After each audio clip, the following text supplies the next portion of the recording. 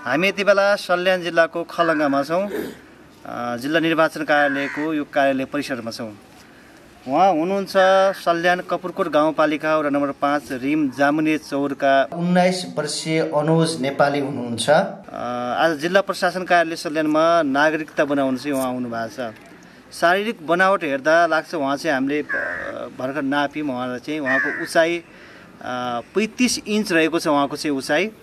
र उहाँलाई चाहिँ यहाँ नागरिकता बनाउनलाई चाहिँ उहाँको भाइ र दाइले चाहिँ लिएर आउनु भएको छ। अरू पनि आउनु भएको छ। अहिले यो जिल्ला निर्वाचन कार्यालयमा उहाँको मतदाता नामावली चाहिँ बनाउने काम चाहिँ चलिरहेको छ। उहाँसँग हामी कुराकानी गर्छौँ उहाँको यो शारीरिक बनावट र उहाँले चाहिँ भोगेका समस्या र उहाँको अवस्थाको बारेमा चाहिँ कुराकानी गर्छौँ। घर कहाँ हो तपाईँको? रिमको जामुने चौर होइन हो, कपुरकोट गाउँपालिका 5 नम्बर वडा। 5 नम्बर 3 होइन अब। ए अनि कहाँ आउनु भएको त? यहाँ नागरिकता बनाउन जिल्ला प्रशासन सल्यानमा आइयो होइन? ए अनि तपाईँ कति केजीको हुनुहुन्छ, कति हाइट छ थाहा छ कि छैन तपाईँलाई? अनि तपाईँको वरपर बस्नु भएको को हुनुहुन्छ उहाँहरू चाहिँ? दाइ को हुनुहुन्छ? दाइ को हुनुहुन्छ सिकाउनुहोस् त। ए अनि भाइ हुनुहुन्छ उहाँ? ए अनि तपाईँको दाइ होइन, तपाईँको नाम के हो? मेरो नाम सुकलाल नेपाली। कति वर्षले फरक हुनुहुन्छ तपाईँहरू? 2 वर्षले फरक छ। 2 वर्षले उहाँ चाहिँ दाइ हुनुहुन्छ होइन? आज 2 भाइ चाहिँ दाइ या भाइ दुवैले चाहिँ समाएर चाहिँ बोकेर ल्याउनु भयो? होइन, बाइकमा अड्याएर होइन? भन्नाले वरपर सार्दाखेरि कसरी सार्नुहुन्छ तपाईँले चाहिँ? तीन नजिक सार्ने भने आफै सर जान्छ, हातले टेकेर। अलि टाढै जाने भने उचालेर लगाउनुपर्छ। ए अनि 19 वर्षको हुनुभएको रहेछ। अहिलेसम्म नागरिकता किन नबनाउनु भएको? भन्नाले 16 वर्षमा बन्छ होइन? लागि दाइ पोखरातिर कामले बिजी थियो, घरतिर आएको थिएन, त्यस कारणले बनाउन सकेनौँ। ए कति हुनुहुन्छ तपाईँहरू घरमा चाहिँ परिवारहरू? घर परिवार 4-5 जना चाहिँ छन्, तर हामी चाहिँ 3 भाइ छौँ। 3 भाइ हुनुहुन्छ? दिदी बहिनी पनि हुनुहुन्छ? दिदी बहिनी हुनुहुन्न। ए घरको 3वटा सन्तान हुन्छ तपाईँहरू होइन? ए अनि बनाउनु भयो त नागरिकता? के गराउनु भयो? के गर्नु पर्दो रहेछ?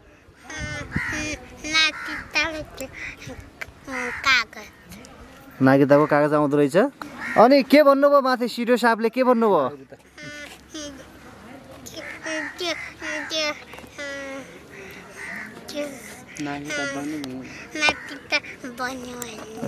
तपाईँ वरपर पहिला घुम्नु भएको थियो थिएन? कतै घरभन्दा बाहिर जानु भएको थियो? कता घुम्नुहुन्थ्यो? रिमतिर घुम्नुहुन्थ्यो? यहाँ त पहिलोपटक आउनुभयो, गाडी बाइकमा आउनुभयो। कस्तो लाग्यो ठाउँ? कस्तो देख्नुभयो? दामी लाग्यो। के भन्दो रहेछ यो ठाउँलाई? खलङ्गा भन्दो रहेछ। सुन्नु भएको थियो होइन पहिला खलङ्गा? कस्तो होला भन्ने लाग्थ्यो त्यति बेला? राम्रो होला भन्ने लाग्थ्यो। अब तपाईँहरूले बताउनु न, उहाँको चाहिँ दिनचर्या कसरी चल्छ? खासमा के गर्नुहुन्छ दिनमा? बिहान उठ्दाखेरिबाट? बिहान उठ्ने अनि हामीले मुखसुख धोइदिन्छौँ। हजुर। अनि बसिरहने, त्यसपछि खाना खाने, त्यही पनि बसिरहने। खाना आफै खानुहुन्छ होइन? खाना हालिदिनुपर्छ अनि आफै खान्छ।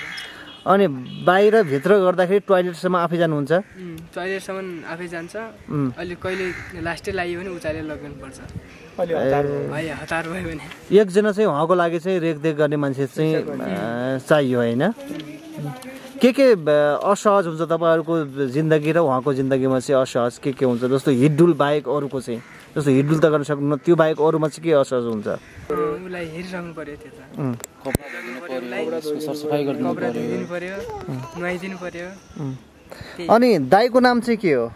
दाइको नाम सरोज नेपाली। तपाईँ कति वर्षले फरक हुन्छ 2 भाइ चाहिँ? म 24 वर्ष भए। हजुर।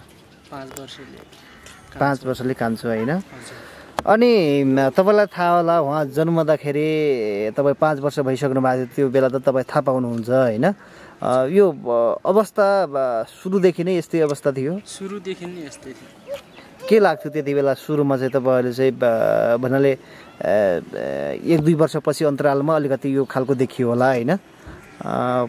पछि सुरुदेखि नै त्यो 1-2 वर्षपछि ठुलो भन्दाखेरि अब हिँड्ने भन्ने हुन्छ नि त होइन त्यो बेलाबाट हिँड्न सक्नु भएन होइन कस्तो भयो त्यो बेला तब त अब दुई भाइ खेल्दै हुर्किँदै गर्नुभयो तपाईँले नै खास त्यो रेखदेख गर्ने काम तपाईँले नै दाइ भएको कारण नै जिम्मेवारी आयो होला होइन के गर्नुहुन्थ्यो पहिले त यो बस्नै सक्दैन थियो बोइले बसाउनु भयो डालोमा बसाइ बस्ने बनाउनु भयो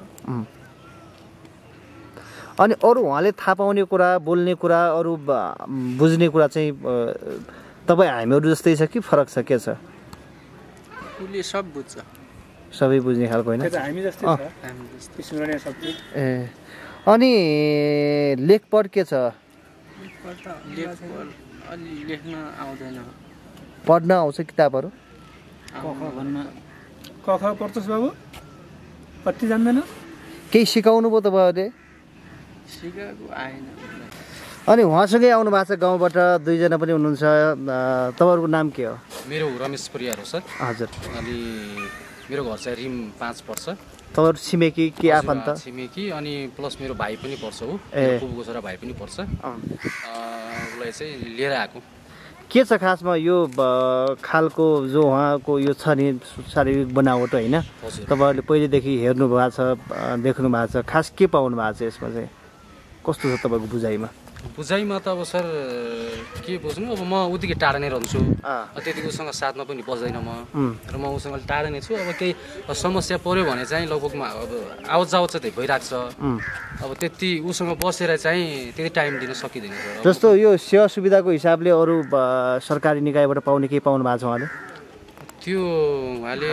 भत्ताहरू त पाउनु भएकै छ भत्ता पाउनु भएको